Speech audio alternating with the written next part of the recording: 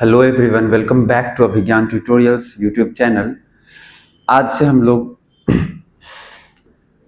देखेंगे आगे, जैसा कि हम लोगों ने प्रीवियस क्लास में पढ़ा था कि फंक्शन क्या होता है, डोमेन रेंज क्या होता है, इस चीज़ को हमने पढ़ा था।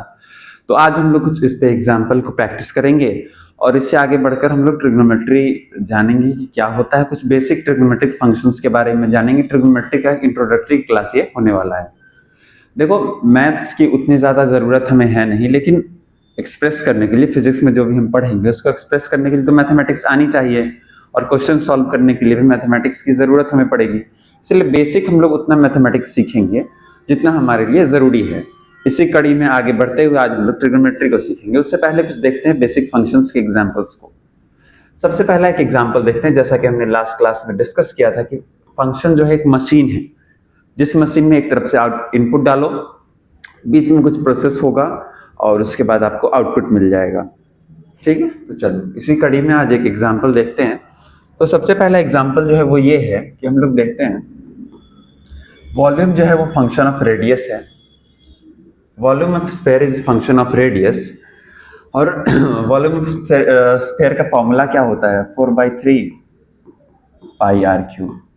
तो यहाँ जो आपका वॉल्यूम है वो रेडियस की क्या है, डायरेक्टली प्रोपोर्शनल है। जितना ज्यादा रेडियस होगा उतना ही बड़ा स्फीयर होगा, और जितना बड़ा स्फीयर होगा उतना ही ज्यादा उसका वॉल्यूम होगा। ऑब्वियस सी बात है। तो ये एक फंक्शन हमको दे रखा है, इसमें हम लोग कुछ क्वेश्चंस को सॉल्व करेंगे। सबसे पहला जो हमारे पास क्वेश्चन है वो है v is equal to function of volume. दूसरा है v is equal to F of 2m। चलो इसको सॉल्व करके देखते हैं कैसे हम सॉल्व करते हैं। देखो, क्वेश्चंस को हम लोग इसीलिए सॉल्व करेंगे, कोई बहुत हार्ड क्वेश्चन है नहीं। ऐसा आपके आईआईटी जेईई मेंस या एडवांस के एग्जाम में पूछा भी नहीं जाएगा। लेकिन हम लोग इस क्वेश्चन को इसलिए देख रहे हैं ताकि हम लोग को क्लैरिटी मिले, समझ में आए अच्छे तरीके से कि फंक्शन आखिर होता क्या है। और विश्वास रखो, इतना अच्छे से मैं पढ़ाऊंगा, इतने अच्छे से पढ़ाऊंगा, फिजिक्स आपके खून में उतार दूंगा। कभी आप ब्लड टेस्ट करवाओगे तो उसमें खून के जगह सिर्फ फिजिक्स से निकले। इस लेवल तक मैं आपको फिजिक्स पढ़ाने वाला हूँ। अभी शुरुआती लेक्चर्स हैं, इसीलिए थोड़ा सा आप कह सकते हो कि इसमें इनकन्वीनियंस हो रहा है आपको। लेकिन जैसे जैसे ये लेक्चर सीरीज आगे बढ़ता जाएगा वैसे ही हम लोग पेस को धीरे धीरे पकड़ते जाएंगे।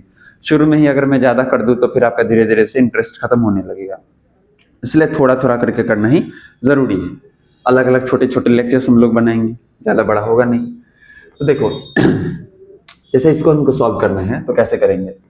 4/3 पाई, और यहाँ जो r है, यहाँ जो r है r क्यूब, इसी r के जगह पे ये 1 मीटर डालेंगे ना, तो 1 मीटर का क्यूब हो जाएगा। 1 मीटर का क्यूब हो जाएगा तो वैल्यू यहाँ पे क्या आ जाएगा? 4/3 पाई मीटर क्यूब। यहाँ पे दूसरे वाले पे देखो क्या हो जाएगा? 4/3 पाई 2m का क्यूब। तो इसका आंसर क्या आ जाएगा? 2 to the 4, 4 to the 8, तो यहाँ पे आ जाएगा 32/3 पाई मीटर क्यूब। इसी तरह से हम लोग फंक्शन में अलग अलग इनपुट्स को डाल के अपना जो भी आउटपुट होगा, डिजायर्ड आउटपुट, वो निकाल सकते हैं। आगे एक और एग्जांपल देखते हैं। जैसे वॉल्यूम है।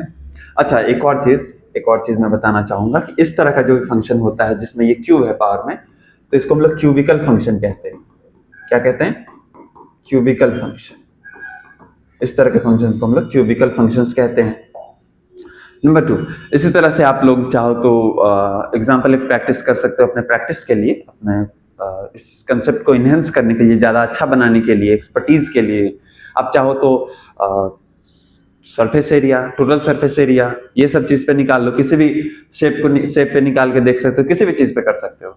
हम लोग एक क्वाड्रेटिक इक्वेशन से एक एग्जाम्पल देखते हैं। एग्जाम्पल हमारा ये है कि y जो है वो फंक्शन ऑफ x है, और हमारे पास जो इनपुट है वो दे रखा है x² + x।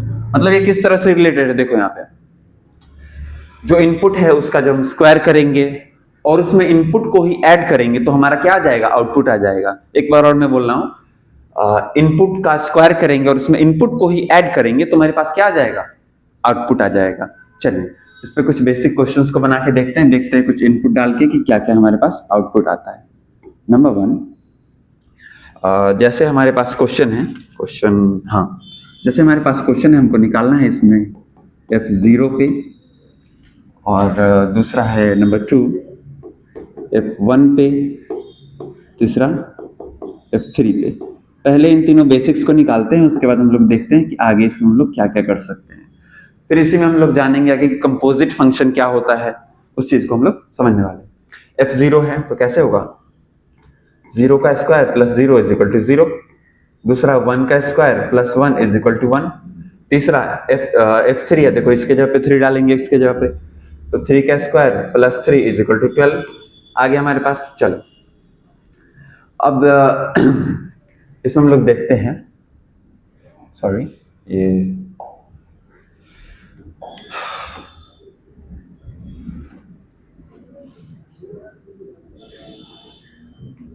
ये हो गया। अब इसमें आगे देखते हैं हम लोग कि कंपोजिट फंक्शन क्या होता है और उसको हम लोग कैसे आइडेंटिफाई करते हैं, कैसे उसको फाइंड करते हैं। चौथा जो है नंबर 4, वो हमको निकालना है f of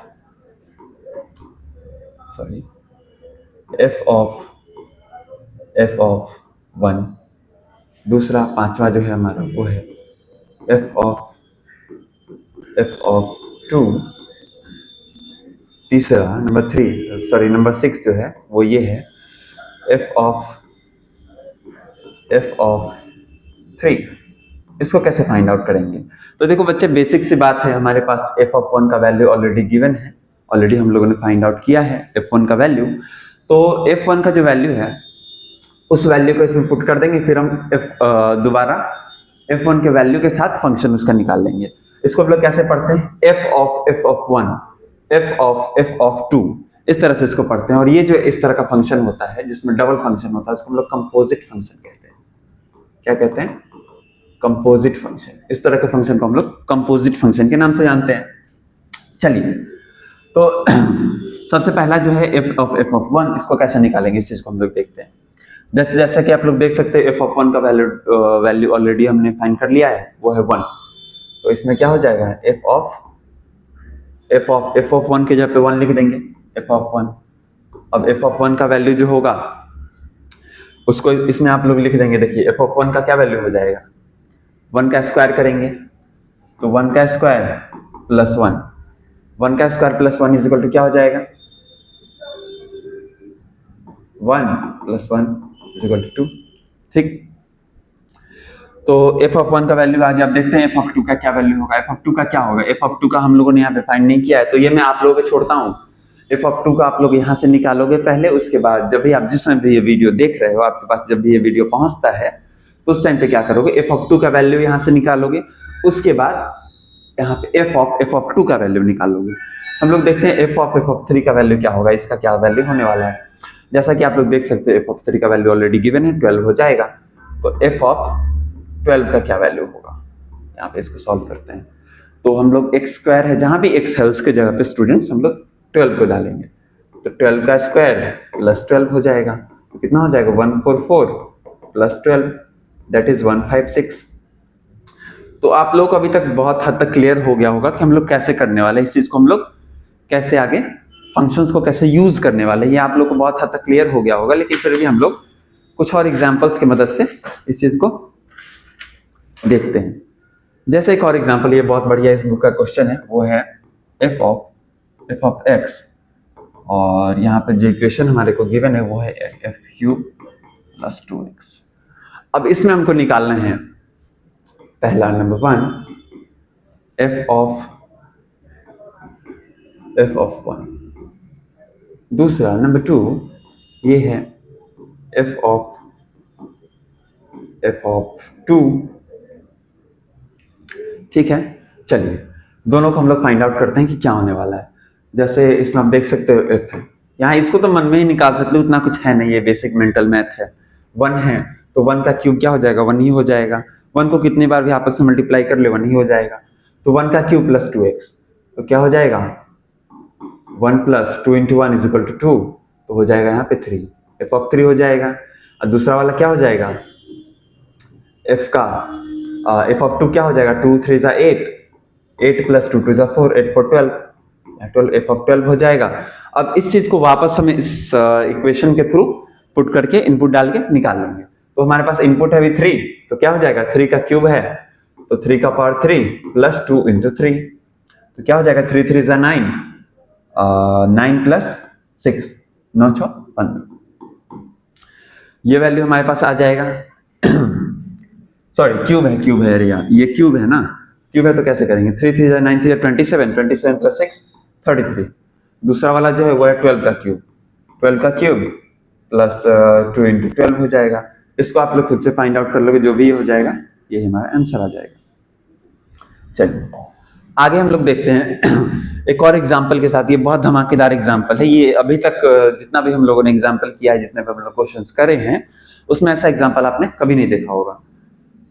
y is equal to function of x है, और यहाँ पे जो हमारे को प्रोसेसिंग के लिए गिवन है रूल जो है वो ये है, x plus 1 by x plus 2। मतलब जो इनपुट है हमारा x है, इनपुट में प्लस 1 कर दो, इनपुट में प्लस 1 कर दो, और इनपुट में प्लस 2 कर दो, दोनों को डिवाइड कर दो। इनपुट में प्लस 1 करके उसको किससे डिवाइड कर दो, इनपुट प्लस 2 से डिवाइड कर दो। एक बार और मैं बोल रहा हूँ, इनपुट में प्लस 1 करके उसको इनपुट प्लस 2 से डिवाइड कर दो, तो हमारे पास क्या आ जाएगा, आउटपुट y आ जाएगा। चलिए इसके बेसिस पे कुछ क्वेश्चंस को हम लोग देखते हैं। जैसे पहला क्वेश्चन नंबर 1 है, नंबर 1 f ऑफ x क्या हो जाएगा, f ऑफ x क्या हो जाएगा। तो देखो यहाँ पे स्टूडेंट्स ऑलरेडी हमारे को f ऑफ x गिवन है, f ऑफ x तो ऑलरेडी गिवन है, तो इसको हम लोग इसमें पुट करेंगे और डायरेक्ट वैल्यू निकाल देंगे, f हो जाएगा, और यहाँ पे x plus 1 by x plus 2। चलिए x plus 1 by x plus 2, अब इसका वैल्यू हमको निकालना है, तो कैसे निकालेंगे। अब देखो यहाँ पे क्या करेंगे, जहां जहां x है, जहां जहां x है उसके जब ये पूरा का पूरा जो हमारे पास ये डिनोमिनेटर न्यूमरेटर पूरा चीज गिवन है वो पूरा पूरा डालेंगे। देखिए यहाँ पे क्या होगा, निकालना है तुम्हारे को, कैसे हो जाएगा, x प्लस 1, देखो यहाँ पे given x plus 1 by x plus 2, और इसमें पूरे में क्या प्लस कर देंगे, यहाँ क्या प्लस किया गया, 1 प्लस किया गया है, प्लस 1 कर देंगे, डिवाइड करेंगे x plus 1 by x plus 2, plus नीचे में क्या किया गया, प्लस 2 किया गया, ये कर देंगे। इसको हम सॉल्व करेंगे, हमारे पास जो भी डिजायर्ड वैल्यू होगा वो निकल के आ जाएगा। चलिए तो इसको सॉल्व करके देख लोगे आप लोग अपने से कि क्या इसका वैल्यू आता है। चलिए आगे हम लोग देखते हैं कि ट्रिग्नोमेट्री क्या होता है। देखो 9th 10th में भी ट्रिग्नोमेट्री आपने पढ़ा है, आपको पता है कि ट्रिग्नोमेट्री होता क्या है, लेकिन फिर भी हम लोग कुछ बेसिक बातों को जानेंगे ट्रिग्नोमेट्री के सीरीज में। अब आने वाला 3-4 हमारा लेक्चर ट्रिग्नोमेट्री पे ही होने वाला है, जिसमें हम लोग बेसिक आइडेंटिटीज को, इनवर्स ट्रिग्नोमेट्रिक फंक्शंस को, सबको जानेंगे। हल्का फुल्का जो ही बेसिक नॉलेज हमें न्यूमेरिकल सॉल्व करने के लिए चाहिए वो सब कुछ हम लोग जानेंगे। तो हम लोग सबसे पहले समझते हैं कि ट्रिग्नोमेट्री आखिर होता क्या है। तो जैसा कि आप सभी लोग जानते हो, it is study of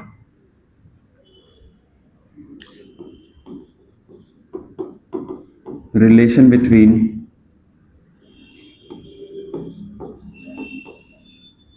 angles, study of relation between angles and sides of a triangle। कहने का मतलब है किसी भी ट्रायंगल के, ये ट्रायंगल है, ट्रायंगल के एंगल्स और साइड के बीच में जो रिलेशन होता है उसी को जो हम लोग जिसमें स्टडी करते हैं उसी को क्या कहते हैं, ट्रिग्नोमेट्री कहते हैं। बेसिक सेंस में कहें तो trigonometry is the study of relation between angle and sides of a triangle. किसी भी ट्रायंगल के एंगल और साइड्स के बीच में जो स्टडी है उसी को हम लोग क्या कहते हैं, रिलेशन की जो स्टडी है उसी को हम लोग क्या कहते हैं, ट्रिग्नोमेट्री कहते हैं। चलिए ट्रिग्नोमेट्री में कुछ बेसिक चीजों को जानते हैं। सबसे पहले शेप कहां से है, देखो क्या है कि मेरा स्मार्ट बोर्ड यूज करने का कोई प्रायर एक्सपीरियंस है नहीं, कोई बहुत ज़्यादा मैं स्मार्ट बोर्ड के साथ फैमिलियर हूँ नहीं, इसलिए मेरे को पढ़ाने में थोड़ी सी दिक्कत हो रही है। समय के साथ ये सब भी सही हो जाएगा, तो थोड़ा सा इनकन्वीनियंस आपको हो रहा होगा, मैं समझ सकता हूँ, लेकिन उसके लिए मैं सॉरी बोलूँगा।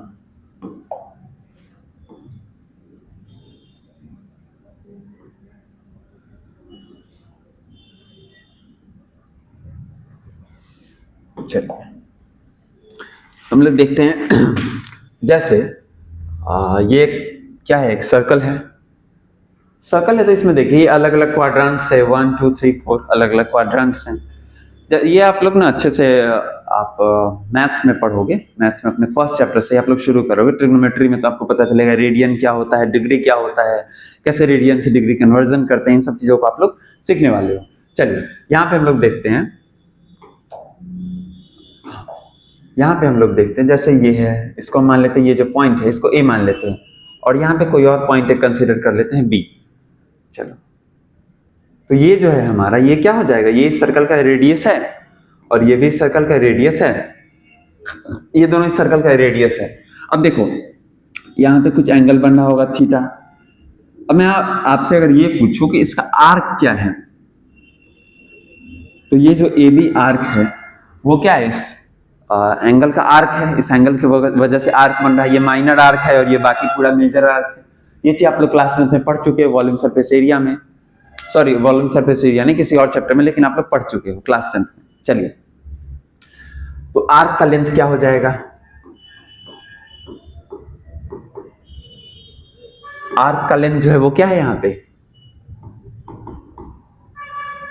ए बी है, ए बी के ऊपर ऐसे एक हल्का सा कर्व देते हैं तो उसको आर्क बोला जाता है, मतलब हम लोग आर्क को डिनोट कर रहे हैं उससे। ठीक है, चलो आर्क हो गया। अब हम लोग देखते हैं कि अगर हमारे को निकालना है कि जो यहाँ पे थीटा है वो रेडियन में कितना है, थीटा इन रेडियन, डिग्री में तो पता है, हम लोग को पता ही होता है डिग्री में कैसे निकालते हैं, थीटा इन रेडियन, तो वो क्या है, रेडियन में थीटा कैसे निकालते हैं। तो रेडियन में थीटा निकालने का एक बहुत सिंपल सा प्यारा सा फॉर्मूला है जो आप लोग को याद रखना है हमेशा, ये आपके लिए वीवीआई है, हमेशा याद रखोगे इस चीज को। आर्क लेंथ, आर्क लेंथ जो है उसको जब रेडियस से डिवाइड कर दोगे तो आपके पास क्या आ जाएगा, थीटा रेडियन में आ जाएगा। मतलब ये जो एंगल है वो रेडियन में वैल्यू निकालने के लिए हम लोग क्या करते हैं, जो भी उस एंगल के सबटेंड होने से जो भी हमारा आर्क बन रहा है उसको किस चीज से डिवाइड करेंगे, सर्कल के रेडियस से डिवाइड कर देंगे। एक बार और मैं रिपीट कर रहा हूं कि जो भी आर्क बन रहा है उस आर्क को सर्कल के रेडियस से डिवाइड कर देंगे तो क्या आ जाएगा हमारे पास, एंगल आ जाएगा रेडियन में। ठीक है, चलिए इस फॉर्मूले को आप लोग याद रखेंगे, ये आपके लिए वीवीआई फॉर्मूला है। चलिए आगे हम लोग देखते हैं जैसे एक चीज एक मिनट के लिए कंसीडर करो, ये है, अगर मैं आपको ये बोलूं कि इसमें आपको निकालना है ना, वो निकालो, आप एंगल निकालो, डिग्री में निकालो कि कितना है। तो जैसे ये पूरा अगर एक रोटेशन लेता है तो ये कितना डिग्री है, 360 डिग्री है, 360 डिग्री हो जाएगा। ये कहने का मतलब है कि ये एक बड़ा सा सर्कल है जिसमें एक एक डिग्री करके छोटा छोटा सा शिफ्ट हो जा रहा है, और ये पूरा शिफ्ट जब कंप्लीट हो जा रहा है तो 360 डिग्री हो जा रहा है। चलिए 360 डिग्री हो जा रहा है, और इस सर्कल का जो आप ये देखोगे ये 2D में है, तो 2D में इस सर्कल का जो सर्कमफेरेंस होता है वो क्या होता है, 2πr होता है। और यहाँ पे जो ऑब्वियस सी बात है हम लोगों ने पीछे निकाला है कि जो रेडियन होता है, रेडियन हम लोग कैसे निकालते हैं, जो टोटल आर्क है उसमें रेडियस से डिवाइड कर देते हैं। तो यहाँ पे जब ये एंटी क्लॉकवाइज ये पूरा 360 डिग्री घूम रहा है तो ये पूरा आर्क ही हो गया, पूरा का पूरा ये मेजर आर्क ही है, माइनर आर्क तो कहीं रहा नहीं। तो ये पूरा आर्क जो है उसका लेंथ निकालने के लिए हम लोग क्या कर सकते हैं, ये जो सर्कल का आउटलाइन है उसका length that is circumference of circle वो ले सकते हैं। तो सर्कमफेरेंस ऑफ सर्कल क्या हो जाएगा, 2πr हो जाएगा। और इसमें डिवाइड किस चीज से करते हैं, रेडियस से डिवाइड करते हैं, तो हमारे पास क्या आ जाता है, रेडियन में एंगल निकल के आ जाता है। तो यहाँ पे देखिए रेडियन से रेडियन कट जाएगा तो थीटा इज इक्वल टू क्या हो जाएगा, 2π हो जाएगा, थीटा इज इक्वल टू 2π हो जाएगा। कहने का मतलब है theta is equal to 2π radian हो जाएगा। तो कहने का मतलब 360 degree is equal to 2π radian, 360 degree is equal to 2π radian हो जाएगा। 360 degree is equal to 2π radian हो जाएगा। तो यहाँ पे पाई रेडियन जो होगा बच्चे वो किसके बराबर होगा, 180 डिग्री के बराबर हो जाएगा। पाई रेडियन किसके बराबर हो जाएगा, 180 डिग्री के बराबर हो जाएगा। चलिए आगे हम लोग देखते हैं कि रेडियन से डिग्री में कन्वर्जन कैसे करते हैं, आपस में उन दोनों को इंटर हम लोग कन्वर्जन कैसे करते हैं इस चीज को हम लोग देखते हैं। तो एक चीज सबके ध्यान रखने लायक बात यह है कि 2π radian is equal to 360 degree हो जाता है। यहीं से pi radian is equal to 180 degree भी आ जाता है। ये चीज तो बेसिक कॉमन अंडरस्टैंडिंग की बात है। चलिए यहाँ पर हम लोग देखते हैं कि 1 रेडियन अगर निकालें तो वो कितना आ जाएगा। 1 रेडियन निकालेंगे तो वो कितना आ जाएगा। वीडियो को पॉज करके खुद से निकाल के देखो 1 रेडियन कितना आ जाएगा। वीडियो को पॉज करके खुद से निकाल के देखिए। चलिए देखते हैं हम लोग कि 1 रेडियन कितना आ जाएगा। 180 डिग्री बाई पाई, तो 180 डिग्री बाई पाई जो है ये क्या 180 by pi degree, 1 radian is equal to कितना आ गया 180 बाई पाई डिग्री। ठीक, चलिए ऐसे ही देखते हैं कि 1 डिग्री बराबर कितना आ जाएगा। यहीं से इसी एक इक्वेशन से हम लोगों ने सारा चीज रिलेट करके निकाल लिया है। यहां से हम लोगों ने क्या किया, इसको इधर भेज दिया, इस दोनों चीज को इधर भेज दिया, तो ये 180 हो गया बाई पाई हो गया, तो 1 radian is equal to 180 by pi degree आ गया। चलिए देखते हैं 1 डिग्री बराबर कितना हो जाएगा। तो 1 डिग्री बराबर कितना हो जाएगा, देखिए यहाँ पे क्या हो जाएगा। 1 रेडियन बराबर 1 डिग्री बराबर क्या हो जाएगा, पाई बाई 180 डिग्री। कैसे पाई बाई 180 आ गया, देखो यहाँ पे इधर ये 360 है, ये उधर चला जाएगा, 2 से 180 हो जाएगा, तो पाई बाई 180 हो जाएगा। चलिए आगे हम लोग देखते हैं कुछ बेसिक चीज को, कुछ बेसिक क्वेश्चंस को देखते हैं कि हम लोग कन्वर्ट कैसे करते हैं, कन्वर्जन कैसे होता है। सबसे पहला क्वेश्चन है 30 डिग्री को कन्वर्ट करना है, दूसरा है नंबर 2 45 डिग्री को कन्वर्ट करना है, तीसरा है नंबर 3 वो है कि 60 डिग्री को कन्वर्ट करना है। चलिए इन सारे क्वेश्चंस को हम लोग बारी बारी से देखते चलते हैं कि कैसे इन डिग्रीज को हम लोग रेडियंस में कन्वर्ट करने वाले हैं। तो चलिए जैसा कि हम लोग सभी लोग जानते हैं, पीछे वाले स्लाइड में देखो यहाँ पे 1 degree is equal to 180 by pi by 180 degree हो जाता है। तो यहाँ पे देखते हैं कि 30 डिग्री बराबर क्या हो जाएगा। 30 डिग्री जो है बच्चे वो हो जाएगा 1 डिग्री का वैल्यू क्या हो जाएगा, एक बार और देखो 1 डिग्री का वैल्यू 8 पाई बाई 180 हो जाता है, तो पाई बाई 180। अब यहाँ से 30 का निकालना है, 30 का के लिए क्या करेंगे, 30 is equal to pi by 180 into 30, 0 से 0 चला जाएगा, 3 से कुटुक कुटुक 6 बार में, is equal to pi by 6 आ गया, पाई बाई 6 रेडियन। दूसरा है 45 डिग्री, तो 1 डिग्री का वैल्यू ऑलरेडी गिवन है, उसमें 45 से मल्टीप्लाई कर देंगे तो 45 डिग्री का वैल्यू निकल जाएगा, पाई बाई 180 इंटू 45 डिग्री। ठीक, तो यहाँ पे क्या आ जाएगा पाई बाई 4। ऐसे ही 60 है तो क्या आ जाएगा पाई बाई 3 आ जाएगा। चलिए तो ऐसे ही अलग अलग एंगल के लिए 15 डिग्री के लिए, अलग अलग एंगल्स के लिए हम लोग अलग अलग डिग्रीज के लिए वो रेडियन हम लोग फाइंड आउट कर सकते हैं। चलिए आगे देखते हैं हम लोग। एक बेसिक चीज है जिसको आप लोग याद रखोगे, अगर इतना भी आप नहीं समझ रहे हो तो इस बेसिक बात को याद रखोगे तो आपके लिए बहुत अच्छा होने वाला है, ये आपको बहुत हेल्पफुल होगा।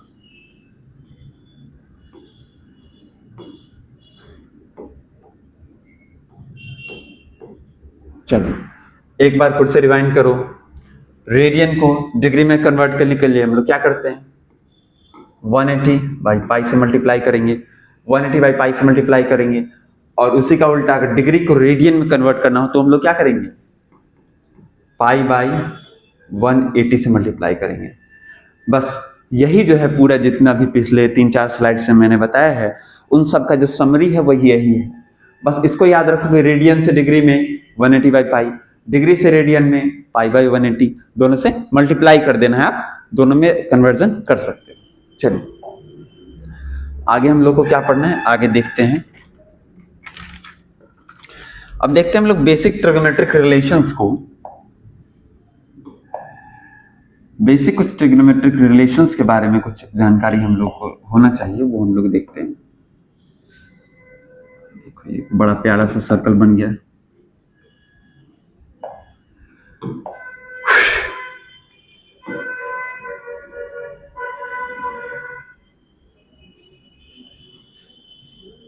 चलिए जैसे यहां है, अब इसमें देखो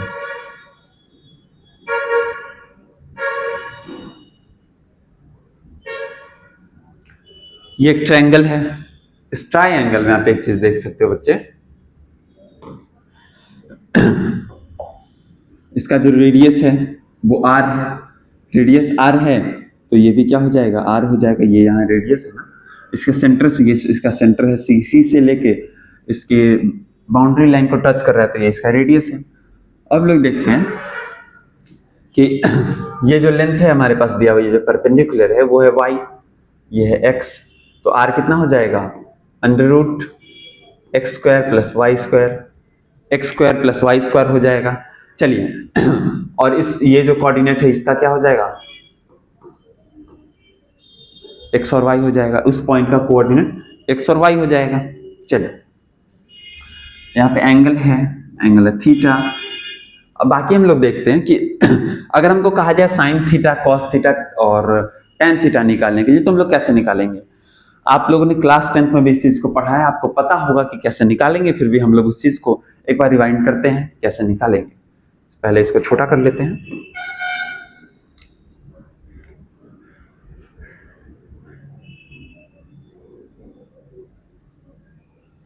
अब देखो, सबसे पहले हम लोग देखते हैं साइन थीटा, कॉस थीटा और टेन थीटा। तीनों का जो होता है मतलब किन किन चीजों का रिलेशन होता है, किन किन चीजों को रिलेट करते हैं आपस में, तो हमारे पास ये तीनों ट्रिग्नोमेट्रिक फंक्शंस निकल के आते हैं। इस चीज को हम लोग देखेंगे। तो साइन का क्या होता है, परपेंडिकुलर अपॉन हाइपोटेन्यूज, परपेंडिकुलर को जब हाइपोटेन्यूज से डिवाइड देते हैं तो क्या आ जाता है हमारे पास, साइन थीटा आ जाता है। कॉस का क्या होता है, बेस अपॉन हाइपोटेन्यूज। वैसे ही जो टेन थीटा है, टेन थीटा क्या आ जाएगा, जब टेन थीटा तो ऐसे तो आता है टेन थीटा जो है वो क्या आ जाएगा, देखो यहाँ पे क्या आ जाएगा, साइन थीटा को, बेसिक सी बात है, बस यही दोनों याद रखोगे आपका सारा काम हो जाएगा। साइन थीटा को जब कॉस थीटा से डिवाइड दे देंगे तो हमारे पास निकल के क्या आ जाएगा, टेन थीटा आ जाएगा। अब देखो डिवाइड देके देखते हैं, डिवाइड देके देखेंगे तो क्या हो जाएगा, पी बाई एच है, बी बाई एच है, तो यहाँ पे पी बाई बी हो जाएगा। चलिए, तो यही तीन है, और बाकी जो तीन होता है वो इसका उल्टा होता है। साइन थीटा जो होता है इसका उल्टा क्या हो जाएगा, one by cosec. Cos theta का उल्टा क्या हो जाएगा, वन बाई सेक।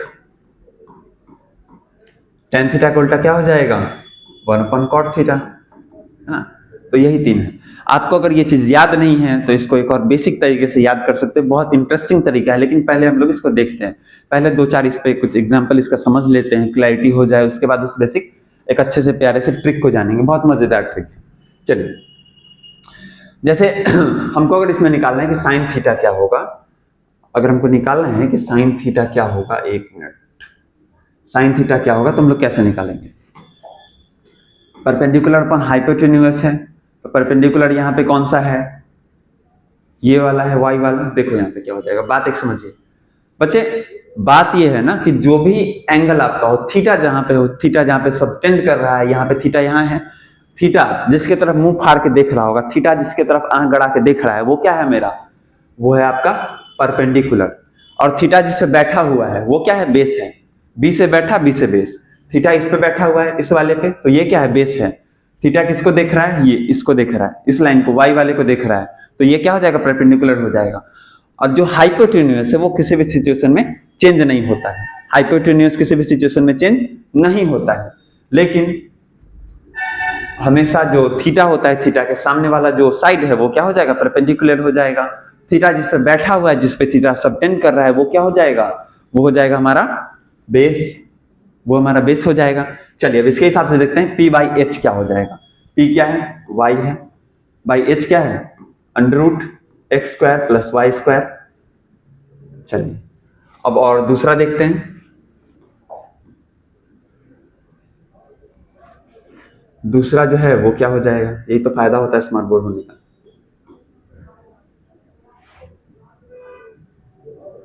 दूसरा जो है कॉस थीटा, वो उसका वैल्यू क्या हो जाएगा, बेस अपॉन हाइपोटेन्यूज है।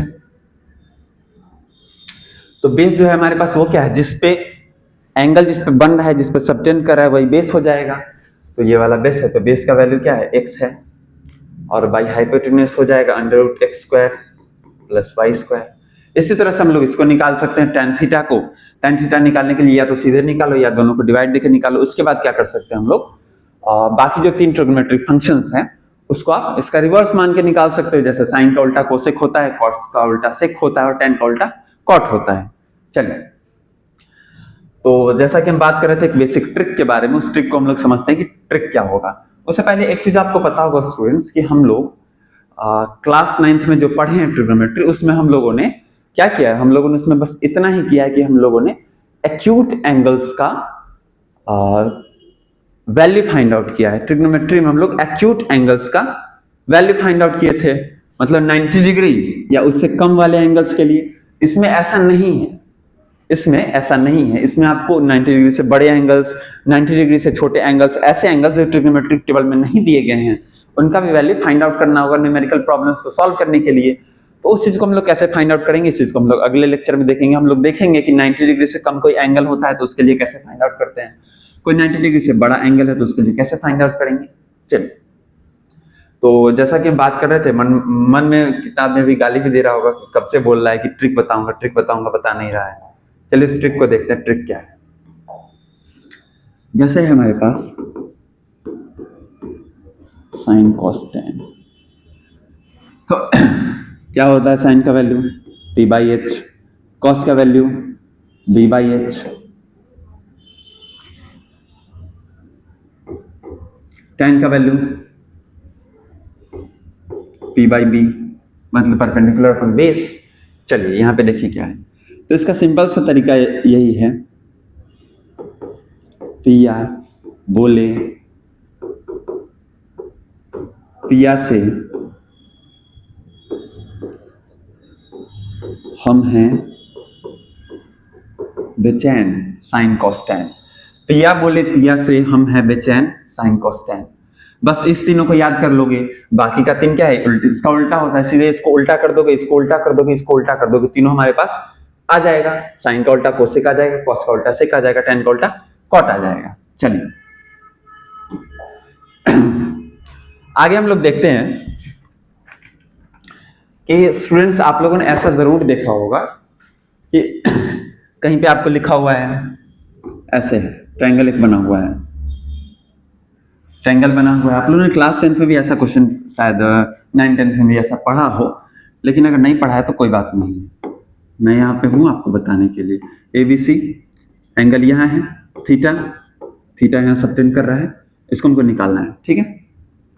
चलिए, तो थीटा का वैल्यू मान लेते हैं, एक एंगल यहाँ 37 डिग्री है, ये वाला जो एंगल है वो है 53 डिग्री, सॉरी 53 डिग्री, 53 डिग्री है, और ये तो ऑब्वियसली 90 डिग्री है, राइट एंगुलर ट्रायंगल है। तो अगर हमको ये कहें कि साइन 37 डिग्री का वैल्यू निकालो, तो कैसे निकालेंगे।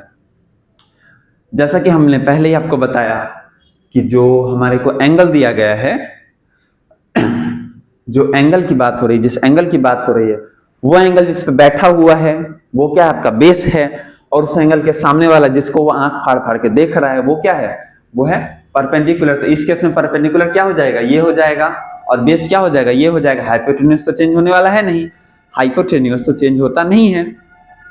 चलिए देखते हैं हम लोग कि इसके लिए बेस क्या हो जाएगा, बेस ये होगा। तो साइन का वैल्यू, साइन थीटा कैसे फाइंड आउट करते हैं, साइन बराबर p/h होता है, sine theta is equal to p/h। तो मान लेते हैं हम 1 सेकंड के लिए, इसका वैल्यू 3 है, इसका वैल्यू 4 है, तो इसका वैल्यू क्या हो जाएगा, ऑटोमेटिकली 5 हो जाएगा, है ना। चलिए, तो p/h है, इसको कैसे फाइंड आउट करेंगे। परपेंडिकुलर हमारे लिए क्या है, 3 है, और हाइपोटेन्यूज क्या है, 5 है। अब देखते हैं cos 37 कितना होगा, cos 37 डिग्री, cos 37 डिग्री का क्या वैल्यू हो जाएगा। cos का क्या होता है, cos का जो रिलेशन होता है वो क्या होता है, b/h होता है, बेस अपॉन हाइपोटेन्यूज होता है। तो बेस क्या है, यहाँ पे 4 है, cos थीटा भी इसी पे सबटेंड कर रहा है, 37 डिग्री तो इस पे ही है ना, तो इसके लिए क्या हो जाएगा, बेस हो जाएगा 4 बाई हाइपोटेन्यूज है 5, ये हो जाएगा। tan थीटा के लिए क्या हो जाएगा, tan 37 डिग्री, tan 37 डिग्री जो है वो हो जाएगा परपेंडिकुलर अपन बेस हो जाएगा। तो परपेंडिकुलर क्या है 3 है, बेस क्या है 4 है, तो यही हो जाएगा। इस तीनों को उल्टा कर दोगे तो बाकी 3 वैल्यूज आपके पास आ जाएंगे। चलिए अब हम लोग देखते हैं इसको कुछ अलग नजरिए से।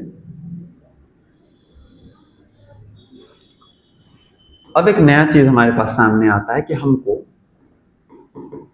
साइन 53 डिग्री का वैल्यू निकालना है, कॉस 53 डिग्री, tan 53 डिग्री, इन तीनों का वैल्यू निकालना है। अब कैसे निकालेंगे? अब तो बड़ा समस्या फंस गया। देखो यहाँ पे कैसे निकालेंगे। एंगल कहाँ पे है? थीटा कहाँ पे है? सी पे है। सी जिसकी तरफ मुंह फाड़ के देख रहा है वो क्या हो जाएगा? हमारा परपेंडिकुलर हो जाएगा। सी जिस पे बैठा हुआ वो क्या हो जाएगा? बेस हो जाएगा। ठीक है, चलिए, और ये तो हमेशा हाइपोटेन्यूस है ही। ठीक, चलिए इसके हिसाब से निकालते हैं। तो साइन थीटा इक्वल टू क्या होता है? पी अपॉन एच होता है। तो परपेंडिकुलर क्या है? यहाँ पे 4 है और एच क्या है? 5 है। कॉस 53 कितना हो जाएगा? कॉस क्या होता है? बी अपॉन एच होता है।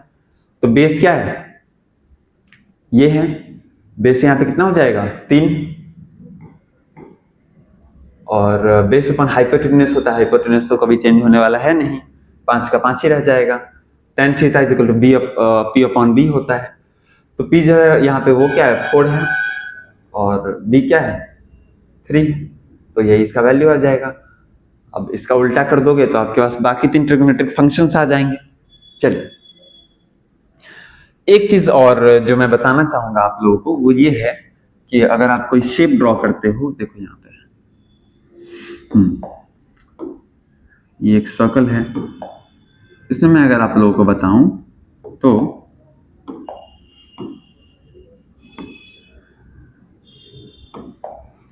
यहाँ पे घड़ी की जो दिशा होती है, घड़ी की सुई को की जो दिशा होती है उसको क्लॉकवाइज कहते हैं। क्लॉकवाइज जब भी कोई एंगल चलता है, मतलब ऐसे जब चलेगा एंगल, तो क्या हो जाएगा? ये नेगेटिव हो जाएगा। नेगेटिव हो जाएगा किस केस में? क्लॉकवाइज के केस में। और एंटी क्लॉकवाइज चलेगा, मतलब क्लॉक घड़ी के डायरेक्शन के उल्टा में चलेगा, घड़ी की दिशा के उल्टे डायरेक्शन में चलेगा, तो ये हो जाएगा एंटी क्लॉकवाइज। Anti clockwise. और एंटी क्लॉकवाइज जो होगा वो पॉजिटिव हो जाएगा। समझिए बात को? क्लॉकवाइज चलेगा तो नेगेटिव हो जाएगा, एंटी क्लॉकवाइज चलेगा तो पॉजिटिव हो जाएगा। चलिए आगे हम लोग देखते हैं कि अगले क्लास में हम लोग पढ़ने वाले ट्रिग्नोमेट्री पे कुछ और ज्यादा आगे इसको डीप पढ़ेंगे, इन डेप्थ पढ़ेंगे। 3-4 लेक्चर्स तक ये चलेगा। उसके बाद हम लोग बेसिक सीखेंगे कि हम लोग मैक्सिमम मिनिमा कैसे ड्रॉ करते हैं। फिर आगे हम लोग सीखने वाले वेक्टर्स के बारे में कुछ पढ़ने वाले हैं। फिर पढ़ेंगे कैलकुलस में बेसिक डिफरेंशिएशन इंटीग्रेशन कैसे करते हैं, जो हमारे आगे के लेक्चर्स के लिए जरूरी होगा। जो भी हम लोग चैप्टर पढ़ेंगे काइनेमेटिक्स के लिए जरूरी होने वाला है। तो इसी के साथ आज का लेक्चर यहीं पे खत्म होता है। आज के लिए बहुत ज़्यादा इतने देर तक मेरे को झेलने के लिए बहुत ज़्यादा दिल से थैंक यू। अभी नया नया यूट्यूब पे पढ़ाना हमने शुरू किया है, तो अभी थोड़ा सा हमारे अंदर भी वो चीज़ हेजिटेशन है, उतना फ्लुएंसी नहीं है, लेकिन समय के साथ साथ सब ठीक हो जाएगा। ऐसा मैं आप लोगों से सपोर्ट एक्सपेक्ट करता हूँ कि आप लोग सपोर्ट करोगे। आज के लिए बहुत बहुत थैंक यू, और इतना ही। तब तक बने रहिए अभिज्ञान ट्यूटोरियल्स के साथ।